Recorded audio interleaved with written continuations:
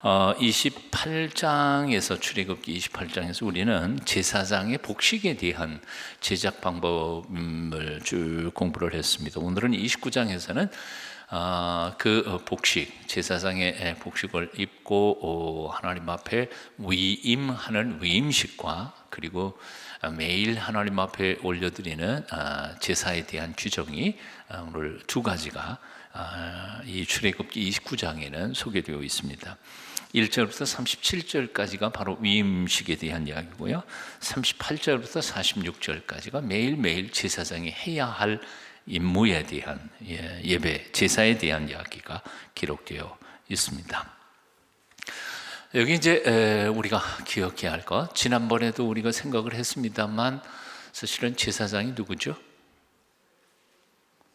소목사죠? 예, 물론 저도 포함되지만 여러분도 포함된다는 거죠. 만인 제사장이니까요. 여러분도 제사장이라는 거죠. 내가 그런 생각을 해본 적이 없는데 그런 분이 혹시 있을지 몰라서 우리 성경 한 구절 읽어보겠습니다. 베드로전서 2장 9절 함께 읽겠습니다. 베드로전서 2장 9절. 뭘 그렇게 쳐다보세요. 오늘은 주집사한테 얘기를 안 했기 때문에 여기 영상은 안 나옵니다. 여러분 가지고 오신 성경책 펴셔야 돼요. 우리 주집사님이 준비 못 하셨어요. 그리고 가끔은 이렇게 준비 안 하는 게 좋겠습니다. 왜냐하면 각자 자기 성경책 가져와야 되니까. 베드로전서 2장 9절 함께 읽습니다. 적어도 수요 기도회 때에는 성경을 가져와야 될 것 같은 생각이 듭니다. 함께 같이 읽어보실까요? 시작. 오직 다시요. 지금 어디 읽으신 거예요? 베드로전서 2장 9절. 맞죠? 준비 시작.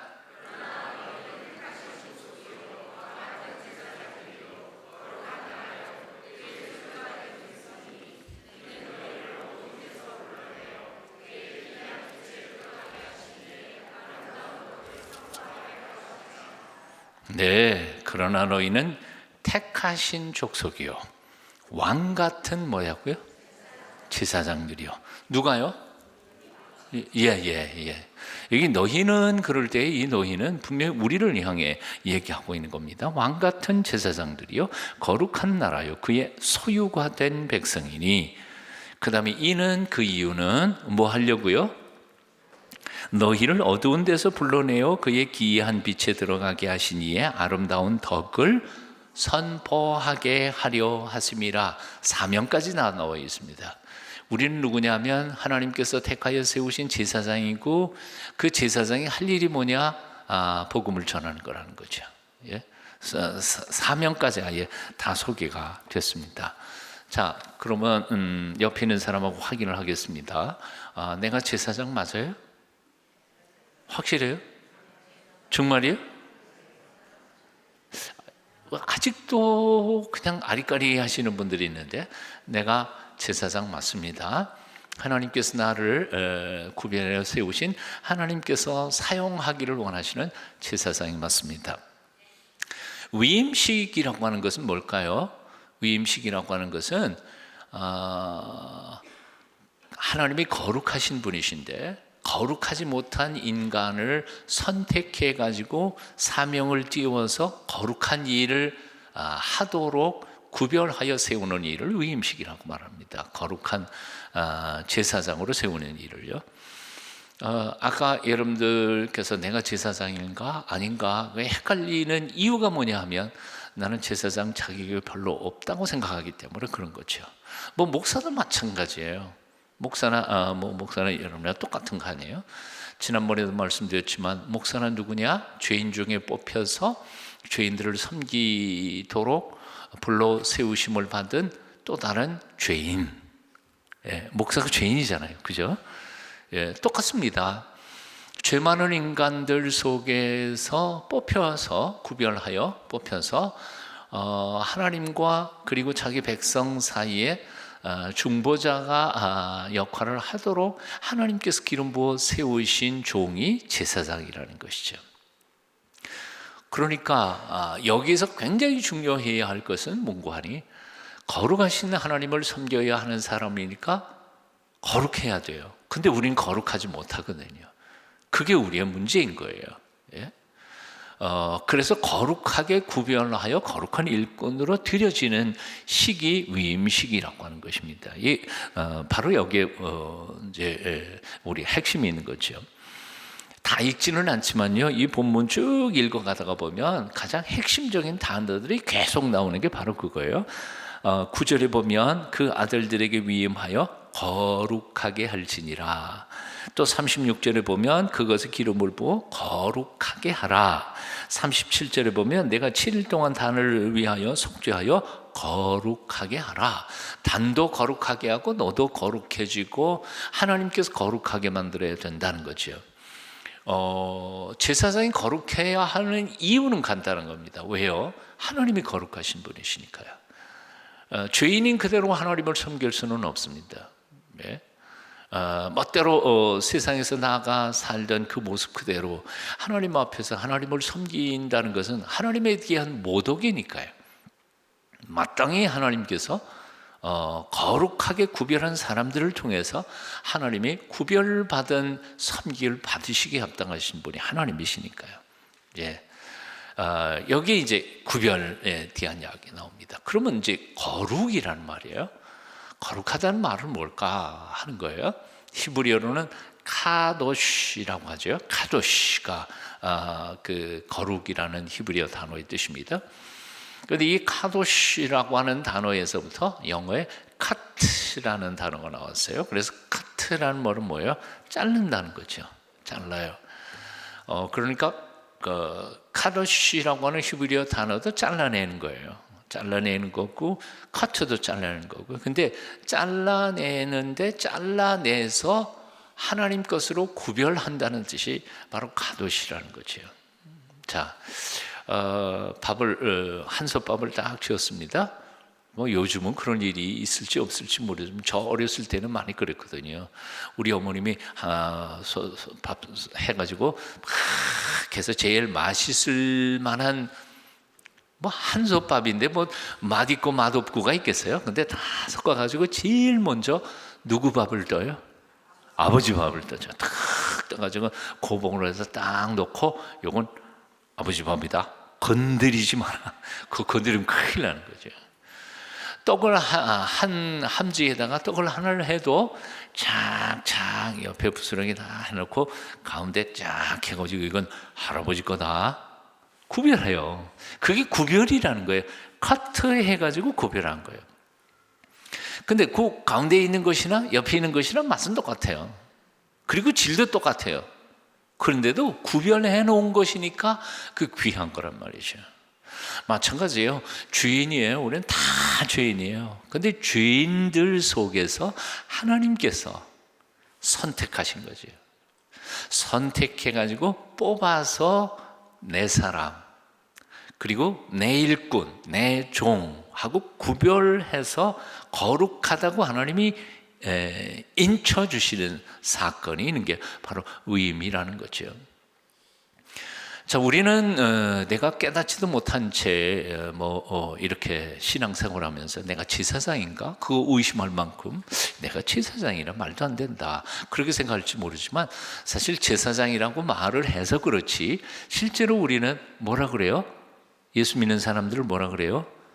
성도라고 하잖아요. 성자가 뭐예요? 거룩 성자예요. 예? 물이 도자, 거룩한 물이에요. 여러분 거룩하세요? 솔직히 말해보세요. 예, 미안한 것 같아요. 예, 저도 미안해요. 솔직히 우리가 거룩하다고 말할 수는 없을 것 같아요. 그런데에도 사실은 거룩해요. 왜요? 아까 얘기했잖아요. 하나님께서 죄인의 무리 속에서 하나님이 어떻게 해요? 선택했어요. 뽑아가지고 내 새끼, 그리고 내 자식, 내 아들, 내 딸, 그리고 거룩하게 구별해 놓은 거예요. 그러니까 거룩한 거예요. 우리의 행위가 거룩하거나 생각이 거룩해서 거룩한 게 아니에요. 하나님이 구별해서 하나님의 거룩한 백성으로 삼아주셨으니까 거룩한 거란 말이죠. 그러니까 이게 은혜인 거예요. 예. 우리가 구원받는 게 우리가 뭐 거룩해서 의로워서 세상 사람들보다는 훨씬 더 윤리적 도덕적으로 수준이 높아서 우리를 선택한 건 아니에요. 그냥 하나님이 뽑아서 구별해서 세우신 거죠. 성도라는 말도 그렇고 제사장이라는 말도 똑같은 거죠. 제사장이라는 말도 똑같아요. 이스라엘 백성 중에서 뽑아가지고, 물론 거기 뭐 혈통 뭐 이런 거 따지긴 했지만 사실은 그 혈통도 하나님 그냥 선택하신 것 뿐이지 그 혈통이 뭐 특별한 핏줄로 간 건 전혀 아니거든요. 예? 그러니까 하나님의 선택과 구별과 그리고 구별하는 위임식, 이것이 제사장으로 거룩한 종으로 세움을 받게 하시는 것입니다.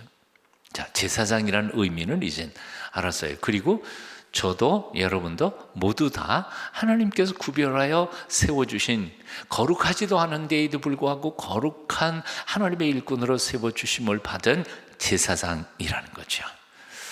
자, 이거는 확신을 하셔야 됩니다. 아멘 하세요? 그것까지 부족할 것 같아요. 손 오른쪽으로 딱 이렇게 드시고 내 가슴에 딱 대면서 내가 제사장입니다. 예. 요즘에 아버지 합격, 어머니 합격, 얼마나 엄마 노릇을 못하면 내가 어머니입니다, 내가 어머니입니다, 내가 아버지입니다, 그렇게 소리를 깨끗 질를까요?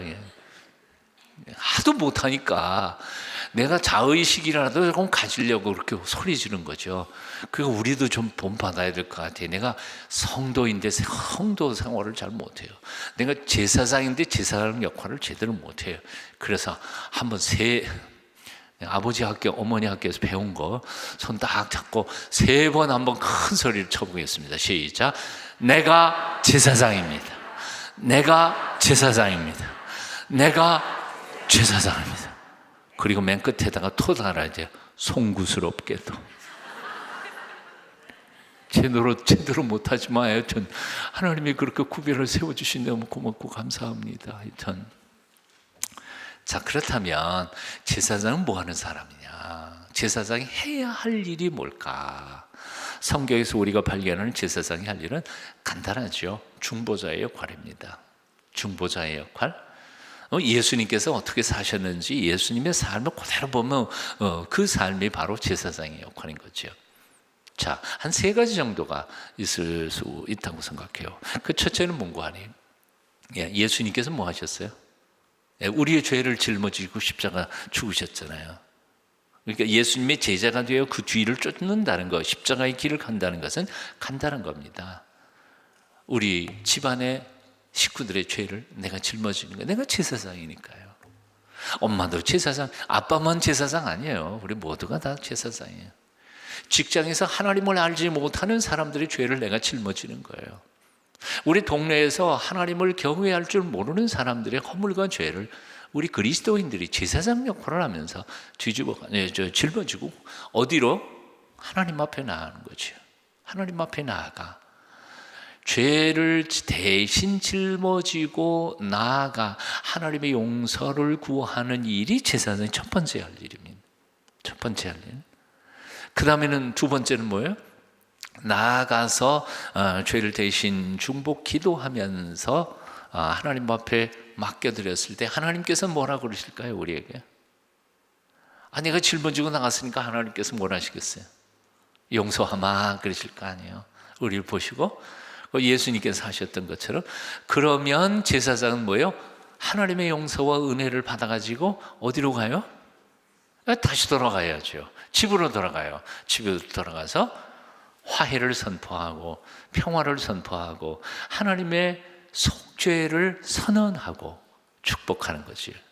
그러니까 첫 번째를 중보기도라고 말하고요. 죄를 대신 짊어지고 하나님 앞에 나아가서 기도하는 것이고요. 두 번째는 뭐예요? 하나님께서 나를 통하여 바로 창세기 12장에 아브라함에게 주신 복의 통로가 되는 것처럼요, 복덩어리가 되는 것처럼요, 내가 하나님께 받은 은혜와 복과 속죄의 은총을 나아가서 뭐예요? 선포하는 거예요. 축복을 선언하는 거죠. 내게 그런 권한이 있을까? 주셨다니까요. 주셨다니까요. 하나님 앞에 깊이 나의 가정 식구들의 죄와 허물들을 짊어지고 하나님 앞에 나아가 중보 기도한 후에 하나님의 속죄의 은총과 그리고 평화와 하늘의 위로와 이런 것을 다시 짊어지고 집에 와갖고 그걸 선포하고 축복하고 선언하면서 하나님이 우리 가정을 이렇게 인도하신다고 말씀하셨으니까 틀림없어 용기 가지고 다시 살아보자 선언하고 축복하는 게 제사장이 할 일이란 말이죠. 예? 아멘이요. 그리고 세 번째 하는 일은 바로 일상의 삶 속에서 제사장 봐요. 12지파의 식구들, 이스라엘 백성들이 일상의 삶을 살면서 온전히 예배하지 못할 때 그 백성들을 대신해서 하나님 앞에 예배하는 사람이 바로 제사장들이었던 거죠. 매일매일의 삶 속에 아침에도 제사드리고 저녁에도 제사드리고요. 평소에 백성들은 그렇게 못할지라도요. 그래서 제사장이란 세 번째 하는 일은 바로 미처 하나님 앞에 온전히 예배하지 못하는 이들을 대신해서 매일매일 하나님 앞에 제단을 쌓고 그들의 이름으로 하나님 앞에 나아가 예배하는 일이 제사장의 임무입니다. 세 가지 임무죠. 이렇게 선언을 할 수 있을 것 같습니다. 사랑하는 여러분, 여러분의 중보 기도를 통해서 수많은 죽은 영혼들이 다시 살아날 것입니다. 아멘. 예, 그런 중보자들, 중보 기도자들, 제사장들이 우리 동성교회에 좀 많이 나왔으면 좋겠어요. 자신의 사명이 무엇인지를 깨닫고 기도실에 들어가서 내 제자들을 위해서, 내 가정 식구들을 위해서, 또 내 동네 사람들을 위해서.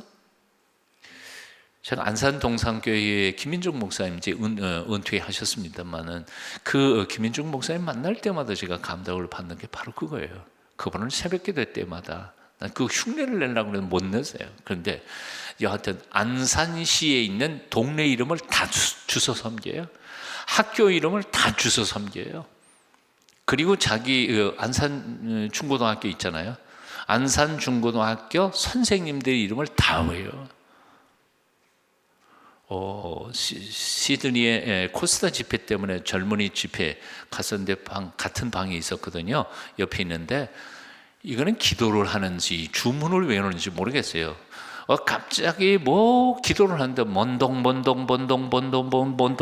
동자만 들려. 그래서 나중에 아침 먹을 때 아침에 목사님 기도하시던데 뭐 기도를 그런 식으로 해. 그게 방언입니까 뭡니까 물어봤더니 먼동 하는 게 그게 뭔 뜻입니까? 그랬더니 안산시에 있는 동네 이름을 다, 그 동을 다 처음부터 끝까지 부른 거라는 거예요. 그러니까 당신이 안산시의 제사장으로서 안산시에 있는 동네 이름들을 다 외면서 난 그 동네 사장이 뭔지 모르지만 하여튼 우리로 말하면 뭐예요? 예? 이화동부터 시작해가지고 동네 이름을 다 외우시는 거예요. 와, 제사장의 중보 기도가 무엇인지에 대해서 내가 그 목사님 기도를 보면서 내가 느꼈습니다. 적어도 엄마 아빠라면 자기 자식들 이름 아침 저녁을 외워야 되는 거 아니에요? 하나님 앞에 내놓고 부르짖어야 되는 거 아니에요? 손자 손녀들 이름 하나님 앞에 맡겨드려야 되는 건 아니겠어요? 그것도 안 해놓고 하나님이 내 자식들 잘 가게 길 안 열어준다고 그냥 불평만 할 거예요? 제사장으로서 짊어지고 가야죠. 제사장 이 복식 규정에서 뭐 있었죠? 여기 12지파의 이름들을 다 가지고 갔잖아요. 어깨 견장에도 12지파의 이름이 있었잖아요. 가지고 그 이름 가지고 나아가는 건데 내 사랑하는 사람들의 이름, 내 친구들의 이름 하나님 앞에 불러대면서 하나님의 은총이 그들에게 이루어지기를 간곡히 부탁하며 기도하는 제사장의 사역을 감당하실 수 있게 되기를 바랍니다. 그런 중보 기도에, 제사장의 중보 기도의 사역이 있는데 왜 하나님이 복 안 주시겠느냐 하는 거예요. 기도하는 중에 하나님께서 혹시 화해와 축복과 그리고 평화의 메시지를 하나님께서 마음속에 감동으로 받게 되거든. 또 가서 그 사람들에게 내가 기도하는 중에 당신에게 이런 하나님의 은총이 임한다고 약속하셨어요. 힘내세요. 용기 가지세요. 위로하는 제사장이 또한 되시기를 축원합니다. 자, 제사장이 뭐라고요? 나예요. 제사장이 할 일이 뭐라고요? 중보기도와 축복기도와 그리고 그들을 대신한 예배, 우리가 해야 할 일입니다. 자, 그렇다면 제사장 위임식에 대한 얘기를 지금 우리가 하고 있는데요. 제사장 위임식은 어떻게 하는 거냐? 제사장 위임식에 세 가지 중요한 요건이 있습니다. 첫째는 피죠. 피. 오늘 본문 말씀 한번 다시 읽어 보실까요? 출애굽기 29장 쭉 보시면 여기를 읽어야 되는데 이거 1절만 그냥 볼게요. 1절에 보시면 내가 그들에게 나를 섬길 제사장 직분을 위임하여 그들을 거룩하게 할 일은 이러하니 곧 희생 제물이 어린 수소, 송아지죠. 어린 수소가 어린 송아지입니다. 그리고 두 번째는 흠 없는 순양 둘, 이렇게 제물이 셋이에요. 제물이 셋인데 드리는 방법은 10절 가보시면 그래요. 너는 숫송아지를 회막 앞으로 끌어오고 아론과 그의 아들들은 그 송아지 머리에 안수할지며 너는 회막문 여호와 앞에서 그 송아지를 잡고 그 피를 네 손가락으로 제단 뿔들에 바르고 그 피 전부를 제단 밑에 쏟을지며 내장에 덮인 모든 기름과 간 위에 있는 껍질과 두 콩팥과 그 위에 기름을 가져다가 제단 위에 불사르고 그 숫소의 고기와 가죽과 똥을 진 밖에 불사르라. 이는 속죄제니라. 이게 첫 번째이고요. 송아지 한 마리, 숫송아지 한 마리를 안수해가지고 피를 내서 제단 뿔에 다 바르고 남은 피는 그 제단 밑에다가 다 쏟고 그리고 그 제물들은 번제단에 가서 불사르는 거죠. 그리고는 그 뒤에 보면 15절에는 순양 한 마리를 바치는 방법, 그게 번제와 화제로 드리는 거고요. 19절에 보면 또 다른 순양 한 마리를 더 바치는 거에 대한 이야기가 쭉 나옵니다. 그게 요제라고 말하기도 하는 거죠. 세 종류의 제물을 하나님 앞에 바칩니다. 그리고 위임식하는 일주일 동안 매일 또한 또 소를 잡아서 하나님 앞에 드렸습니다. 여기에서 제일 먼저 등장하는 것이 뭐냐 하면 피라는 거죠. 피예요. 피는 뭐예요? 성경에서 하나님께서 우리에게 가르쳐 주는 것은 피는 생명의 근원이죠. 그러니까 생명이 주기어 바쳐지는 그 피를 통하여 하나님은 속죄의 은혜를 베풀어 주시는 제사법을 개발하신 거죠. 그러나 이제 오늘 길게 얘기하면 안 되니까요. 짧게 소개를 하면 그런 겁니다.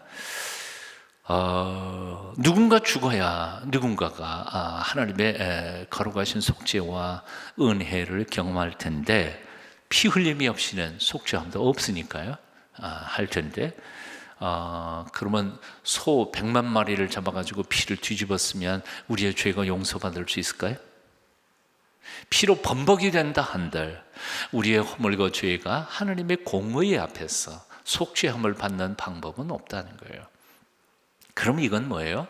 하나님이 그냥 우리의 죄를 용서해 주시기 위한 한 방편으로 이렇게 보여주는 것뿐이지 실제로 송아지 피 혹은 수양 피가 더럽고 추한 한 인간을 거룩한 제사장으로 변화시킬 능력이 있는 거냐? 그런 건 아니라는 거죠. 그런 건 아니에요. 그런데 정말 피가 사람을 변화시키는 이 구약 성경에 나오는 이것을 상징적인 프로토타입 원형으로 된 것이고 진짜 단 한 번의 죽음을 통해서 우리의 죄를 용서해 주신 예수 그리스도의 십자가의 보혈에 대한 상징일 뿐이라는 거죠. 성경 한 군데 꼭 읽어봐야 되겠습니다. 히브리서 9장 13절, 14절 또 읽어봅니다. 히브리서 9장 13절, 14절 교회 다니시는 분들 또 속죄의 은총에 대하여 공부한 사람들은 이 구절은 꼭 기억하셔야 됩니다. 우리 윤 목사님 말로 말하면 동그라미 치고 당구장 표시하고 밑줄 다 긋고 그러고도 거기다가 그냥 새까맣게 칠해야 돼요. 이건 정말 중요한 본문입니다.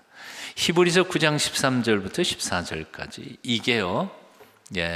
여러분 핸드폰에는 밑줄을 그을 수가 없어요. 그러니까 성경책 가지고 다녀야 돼. 요즘에 참 애플리케이션 중에 밑줄 그으는 거 있나요? 있어요? 와, 핸드폰에? 세상에, 좋은 세상이네. 자, 9장 13절, 14절 같이 읽어보실까요? 함께 읽습니다. 시작. 염소와 황소의 피와 및 암송아지의 죄를 부정한 자에게 뿌려 그 육체를 정결하게 하여 거룩하게 하거든. 하물며 영원하신 성령으로 말미암아 흠없는 자기를 하나님께 드린 그리스도의 피가, 누구의 피? 그리스도의 피가 어찌 너희 양심을 죽은 행실에서 깨끗하게 하고 살아계신 하나님을 어떻게 해요? 섬기게 하지 못하겠느냐. 예수 그리스도의 보혈로 정결함을 받은 사람은 하나님의 거룩한 종이 되어 거룩하신 하나님을 이제 섬길 수 있는 자격을 하나님께 받게 된다는 거죠. 이게 바로 위임이에요. 치사성으로 위임되는 거죠. 결국 여기 이제 출애굽기에 나오는 위임식에 등장하는 숫송아지, 또 수양 2마리, 여기 피, 번제단에 바르고 이런 것들이 있지만 실제로 이것은 다 신약 성경에 나오는 갈보리 산에서 피 흘려 죽으신 예수 그리스도의 보혈에 대한 상징이라는 거죠. 예수님의 피가 우리를 담대하게 하나님 앞에 서게 합니다. 우리는 죽어마땅한 죄인이고 그래서 감히 목사 될 자격도 없고 장로, 집사 될, 권사 될 자격도 없습니다. 어떻게 죄 많은 인간이 입으로 별의별 얘기 다 한 입술 가지고 복음을 전할 수 있으며 사람들을 위로할 수 있겠습니까? 하지만 우리를 정결케 하는 것은 바로 십자가의 보혈이죠. 예수님의 보혈이 우리를 깨끗이 씻어주신다는 거예요. 그래서 날마다 우리는 죽는 마지막 순간까지 십자가 붙들고 살아야 된다는 거예요. 십자가 붙들고 살아야 돼요. 오늘 아침에도 어제도 그런 얘기 했네요. 제가 이상한 십자가 자꾸 걸고 다니니까 자꾸 묻는 사람이 많아요. 뭐하러 이거 걸고 다니냐. 그런데 사실은 절에 가면 스님들 염주 이렇게 들고 저기 캐톨릭 가면 신부님들 묵주 이렇게 돌리고 있는데 우리 목사들은 없어. 아무것도. 뭐라도 걸어야 왜냐하면 인간은 너무 약해요. 아침에 새벽기도 할 때에는 결심했다가도 한 30분, 1시간쯤 지나면 또 생각이 확 달라져가지고 요거라도 좀 잡고 있어야 결심을 잊어먹었던 것도 하고. 꼭 십자가 걸라는 뜻은 아닙니다. 하지만 여러분 삶 속에 자신이 참 변화되지 않는 작심삼일하는 나약한 인간이라고 생각한다면 뭐라도 하나 쥐고 다니세요. 참 그럴 필요는 없어요. 어떤 분이 목사 되신 어떤 분인데 나보고 그 목사님이 한 10년 걸고 다녔으니까 거기 영역이 있을 거래. 그렇다고 그거 나 빼달래. 그래서 하나는 준 사람이 있어요. 미국에 있는 분인데 그 영역이 뭐 있겠어요. 우리 하나님의 영역이신데. 그러나 우리 뭔가라도 하다못해 성경책이라도 손에 들고 다니면서 화딱지 날 때에도 성경책이라도 이 말씀 속에 있는 생각이라도 자꾸 나게 하고 이 마음의 훈련을 해야 되는 것 아닐까 하는 거죠. 여러분 심심하셔서 259장 찬송 한 장 더 부르고 뜻을 생각하면서 259장 찬송가는 뭐 준비 없이도 칠 수 있겠죠. 이 찬송가 너무 좋아요. 예수 십자가에 흘린 피로써 그대는 씻기어 있는가, 더러운 죄에 희귀하는 능력을 그대는 참고 있지 않은가. 뜻을 생각하면서 예수 십자가에 흘린 피로써 그대는 씻기어 있는가, 더러운 죄 희게 하는 능력을 그대는 참으이지 않은가.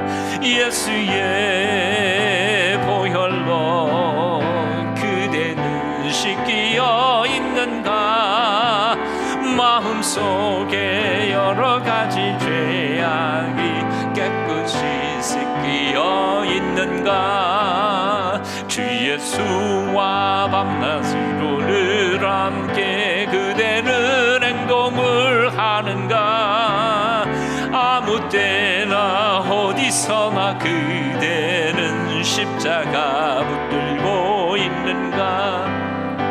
예수의 보혈로 그대는 씻기어 있는가, 마음속에 여러 가지 죄악이 깨끗이 씻기어 있는가. 주님 예수 다시 올 때 그대는 영접할 예복이 있는가, 그대 몸은 거룩한 것 천국에 들어갈 준비가 됐는가. 예수의 보혈로 그대는 씻기어 있는가, 마음속에 여러 가지 죄악이 깨끗이 씻기어 있는가. 모든 죄에 더러워진 그의 복을 그 앞에 지금 다 벗어서 샘물같이 솟아나는 보혈로 눈보다 더 희게 씻으라. 예수의 보혈로 그대는 씻기어 있는가, 마음속에 여러 가지 죄악이 깨끗이 씻기어 있는가.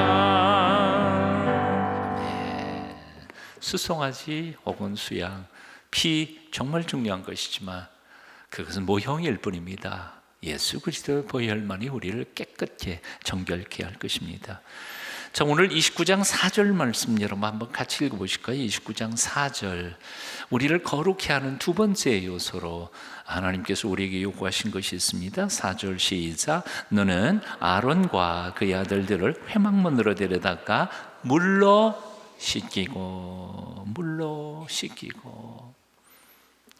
저는 이 본문을 묵상하면서 참 많은 생각을 했습니다. 피로 씻으면 되는 거 아닐까요? 예수님의 보혈이면 충분한 거 아닌가요? 거기다 뭐 보탤 필요 뭐 있겠어요? 그런데 하나님께서는요, 물로 씻으라라고 명령하십니다. 이유는 간단합니다.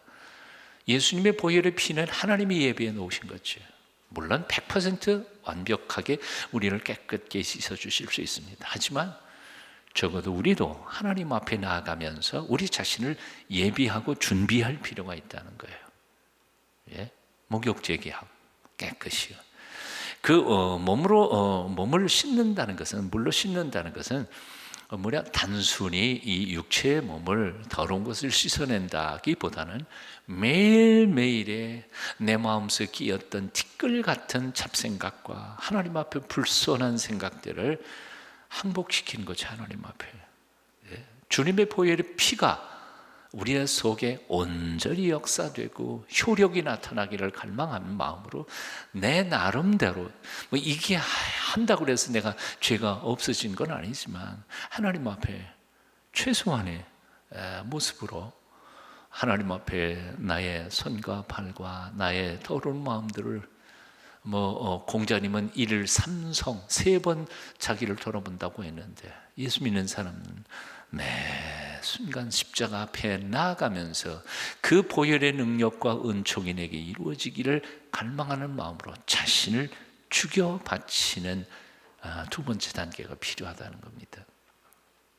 피만이 전부라 그런다면 제사장들 몸 씻을 필요 없었잖아요. 근데 이게 두 번째 요소로 소개를 하고 있음을 봅니다. 요즘 여러분들은 어떻습니까? 여러분의 마음과 생각은 어떤가요? 아침에는 참 깨끗한 생각 가지고 있다가도 하루 종일 이런 소리 저런 소리 듣다가 보면 하나님 앞에 대한 부정적인 생각도 많고요. 속에서부터 우러나오는 쓴 뿌리가 하나님에 대한 원망의 소리도 막 나오기도 하고요.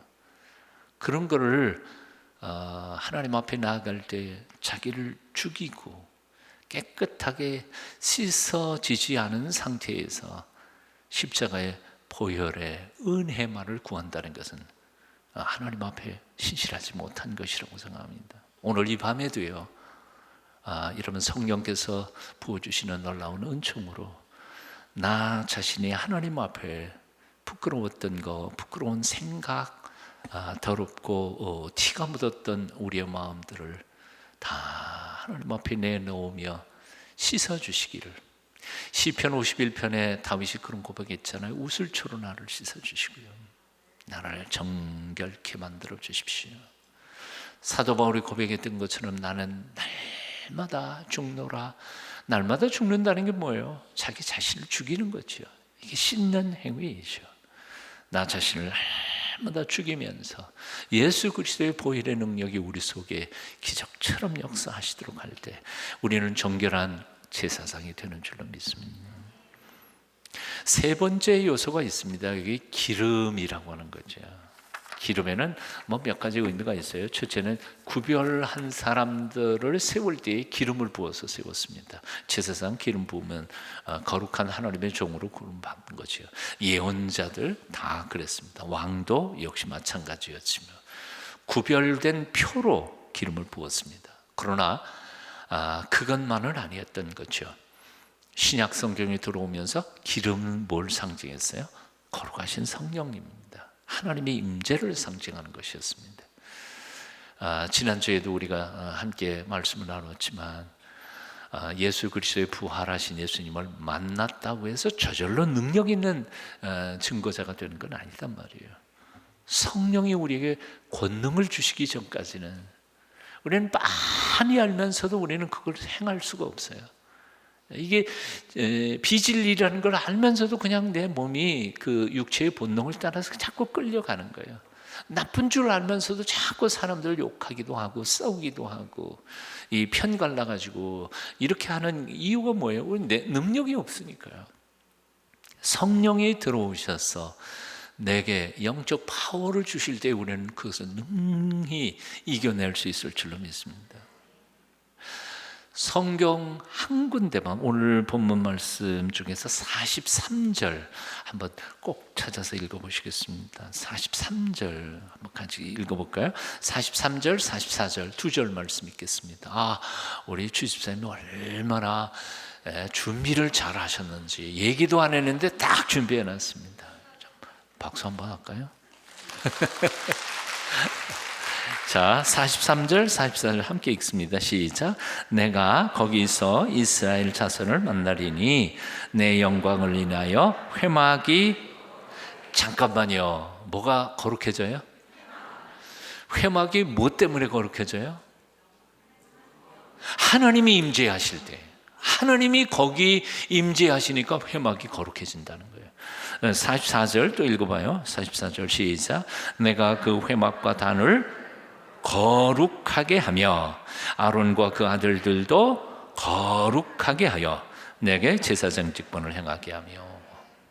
결국 우리를 거룩하게 하시는 분은 누구예요? 하나님이 하시는 거죠. 우리가 몸을 씻는다고 내가 거룩해지는 것도 아니고요. 하루에 1일 3성이 아니라 1일 100성을 해도 나는 거룩해질 수는 없어요. 하나님이 내게 오셔서 거룩한 성령의 기름을 부어주시고 거룩한 종으로 세워주실 때 우리는 거룩한 하나님의 사람이 되는 줄로 믿습니다. 날마다 우리가 사모해야 할 것이 있다면 그게 뭐예요? 주님 내 안에 들어오소서. 오늘도 나를 직접 통치하여 주시고 하나님의 왕국이 내 마음에서부터 이루어지게 하시고 내 가정에 하나님의 통치가 일어나게 해주시고 우리 교회에 하나님이 오셔서 친히 다스려 주실 때 여기가 거룩해지는 줄로 믿습니다. 모든 분들이 하나님의 임재를 통하여 하나님을 만남을 통하여 거룩한 기적의 역사, 거룩해지는 제사장을 통하여 하나님께서 영광 받으시는 놀라운 역사가 날마다 있어졌으면 좋겠습니다. 어떤 글 하나가 있어서 그냥 재미있어서 한번 읽어봤습니다.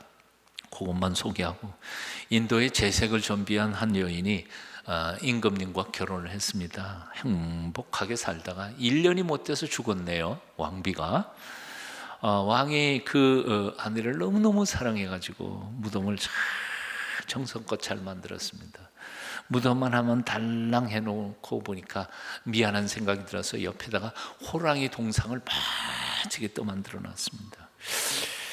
한쪽에만 기울으니까 또 안 돼서 그 반대쪽에다가 죽은 마누라가 너무 외로워하지 않도록 자기 동상도 딱 멋지게, 자기가 없을 때도 그거 보라고 딱 해놓고 보니까 뒤쪽에 좀 빈 데가 있는 것 같아서 별장을, 궁중을 딱 지어놨습니다. 그리고 몇 달 뒤에 딱 와보니까 다 마음에 들어요. 호랑이 동상도 마음에 들고 자기 동상도 마음에 들고 별장도 마음에 드는데 흉측한 무덤이 가운데 있는 거야. 부하 불러가지고 이 치워라.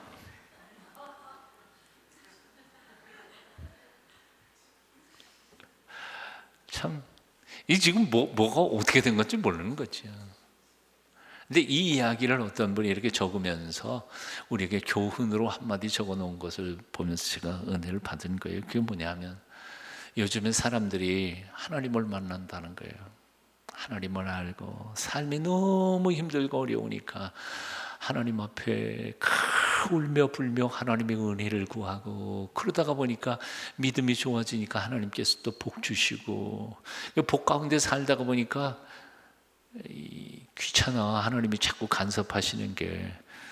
그래서 축복에 겨워서 살다가 보니까 그만 하나님을 떠나버리는 일들이 오늘날 현대 그리스도인들에게 너무너무 많더라 하는 거죠. 이게 전도됐다는 거죠. 본말이 전도됐다는 거예요. 우리가 하나님 앞에 복받으면 복받을수록 하나님께 감사하며 하나님을 더 갈망하면서 살아가야 할 텐데, 우리는 그렇게 가난하고 힘들고 어려울 때는 하나님을 찾다가 살만하면 하나님 쳐버리는 게 마치 그 임금님이 저기 왕비 무덤 내치는 거하고 똑같지 않을까 생각해 봅니다. 마태복음 18장 20절을 말씀합니다. 두세 사람 내 이름으로 모인 그곳에는 나도 너희 중에 함께 있으리라. 오늘도 우리와 함께 계시는 주님을 만나면서요, 새로운 용기와 담력으로 다시 일어서실 수 있기를 축원합니다. 일어설 뿐만 아니라 여러분의 가정에 아주 훌륭한 제사장이 되십시오. 여러분 직장에 기름 부음 받는 능력 있는 제사장 사시기를 축원합니다. 기도하겠습니다. 주님을 찬양합니다. 오늘도 말씀 들었습니다. 나를 이 세상에 보내신 하나님의 거룩하신 뜻이 무엇인지를 오늘 깨닫게 해주시니 감사합니다. 내가 부끄럽지만 하나님이 세워주신 제사장임을 감사합니다. 내가 부끄럽지만 거룩한 물이 성도 중에 한 사람임을 알게 해주시니 감사합니다. 거룩하게 살게 도와주시옵소서. 내 안에 들어와 사심으로 해서 내 삶이, 내 몸이, 그리고 내 가정이, 나의 인생 전체가 거룩하게 도와주시옵소서. 오늘 이 저녁에도 주 앞에 엎드려 간구하고 기도할 때 성령님이여 임재하여 주시어서 거룩한 성령이 기름 부어주시는 역사, 구별받은 하나님의 거룩한 일꾼으로 새롭게 거듭나는 저녁 되게 하옵소서. 예수님의 이름으로 간절히 기도하옵나이다. 아멘.